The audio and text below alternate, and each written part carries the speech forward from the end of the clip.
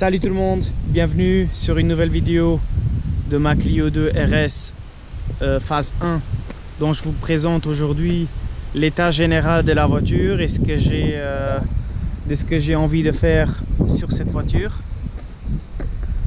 Je l'ai acheté parce que bon, je suis passionné de tout ce qui est modification et amélioration, etc. Juste parce que voilà quoi, j'avais envie de chiffonner un peu sur les voitures et voilà. Je suis tombé sur cette Clio 2 de 2001. Donc c'est une édition avec un capot alu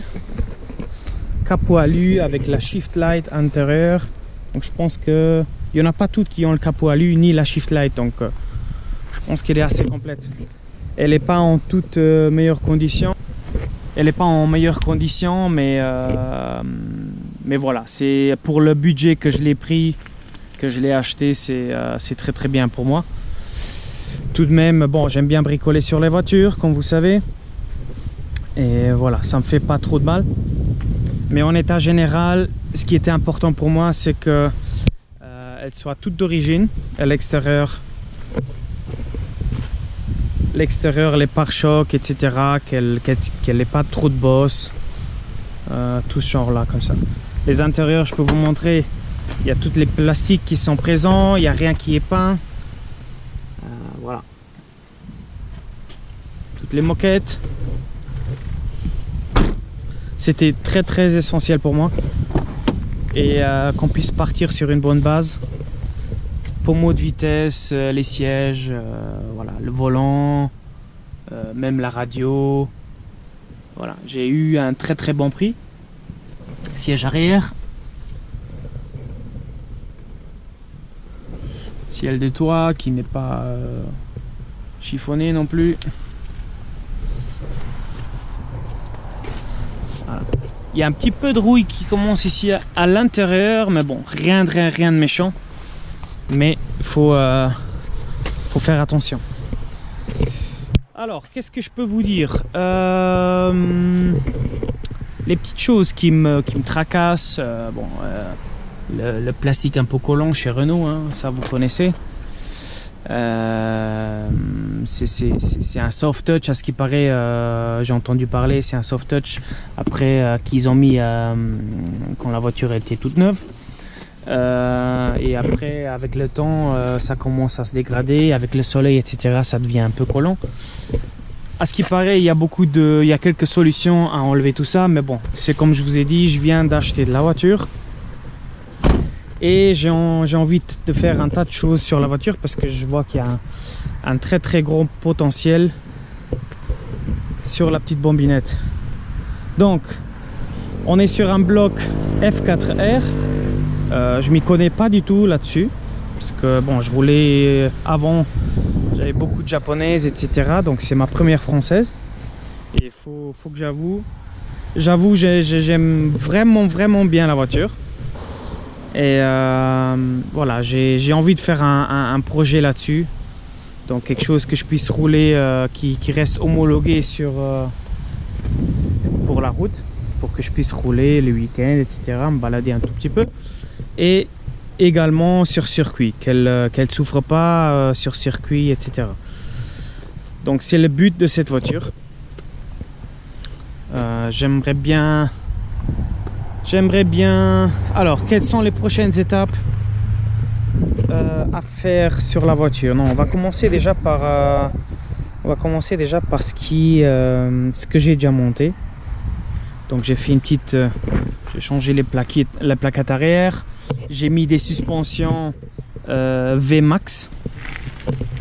J'ai mis des suspensions VMAX que j'ai acheté pour 100 €. Là, j'ai installé des disques de frein Brembo Max, si je ne me trompe pas, avec des plaquettes Brembo d'origine, des trucs basiques pour l'instant, pour rouler comme ça, parce que les freins à l'avant, ils étaient aux limites, quoi. Donc déjà, pour mettre tout ça en ordre, j'ai refait ça. Du coup, qu'est-ce qu'on a d'autre? À part ça, À part ça, c'est tout ce que j'ai fait extérieurement. Comme vous voyez, l'état des jantes, c'est misérable. Je sais pas ce qu'ils ont fait avec les jantes, s'ils ont frotté par terre ou... Je sais pas. Je sais pas si je dois les peindre moi-même et vous faire une vidéo de tout ça ou éventuellement les faire peindre par un pro. Bon. Je pense que ça serait bien intéressant de les faire moi-même et d'épargner un peu de sous et de vous faire montrer comment on procède. Bon, je suis pas peintre, mais on se débrouille quoi. Puis sur l'intérieur, tout est d'origine, comme vous avez pu voir tout à l'heure. Pour circuit, j'aimerais bien. On a un bon appui de latéraux des sièges, donc pour l'instant les garder. Prochainement, je ferai une vidéo de tout, une décontamination intérieure, un bon nettoyage à l'intérieur, un detailing extérieur carrosserie, un bon detailing. J'ai une petite bosse ici sur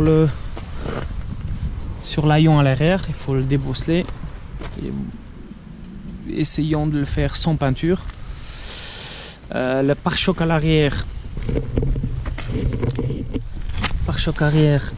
il a été abîmé par une autre. On voit visiblement que ça a été abîmé par une autre ligne d'échappement qui était montée avant. C'était pas par moi. Il y a en ce moment il y a des pneus neige, 4 saisons. 4 saisons. Les suspensions VMAX, j'avais déjà précisé. Les freins, c'est fait. On va ouvrir le capot. Encore des choses à refaire, vous voyez. Les balais essuie-glace qui sont rouillés, ils sont à refaire. C'est des petits trucs que j'aime bien passer du temps. Ah, le pédalier. Il manque le... Ça c'est d'origine, hein. Pour ceux qui connaissent pas, ça c'est d'origine Renault. Et là il manque un. Donc j'en ai déjà trouvé aussi. Il faudrait juste que j'en commande. Vous voyez l'intérieur il est sale. Il est sale. Là avec un bon nettoyage, on arrive à sortir une belle couleur de siège. Après bon, là c'est usé, mais bon c'est pas très grave, hein. Je vous montre, on a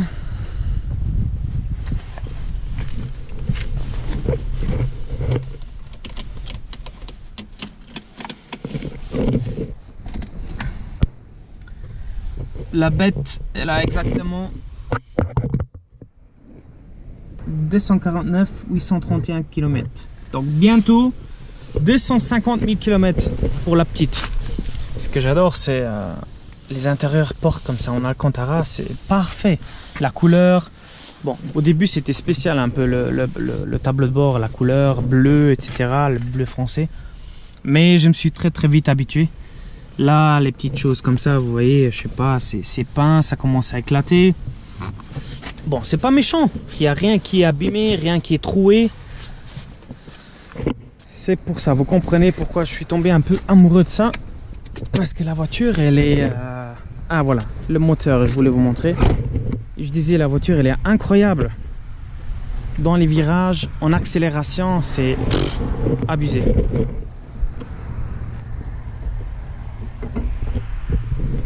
Alors, donc bloc moteur F4R. Je pense que c'est provenant, c'est le même bloc des Mégane RS et tout ça. Mégane 3 si je ne me trompe pas, Mégane 2, Mégane 3. Voilà, 250 000 km bientôt. Boîte à air d'origine. Quand j'ai vu tout ça, je me suis dit, pour le prix, c'est une bonne base. Bon, après, les choses qui ne vont pas, c'est premièrement, boîte à vitesse, hein. Boîte à vitesse, j'ai l'impression que la troisième, elle est vraiment naze. Donc, on arrive encore à changer avec un peu plus délicatesse et tout ça, mais si tu veux faire du circuit, tout ça, ça va t'enlever un peu de de l'envie.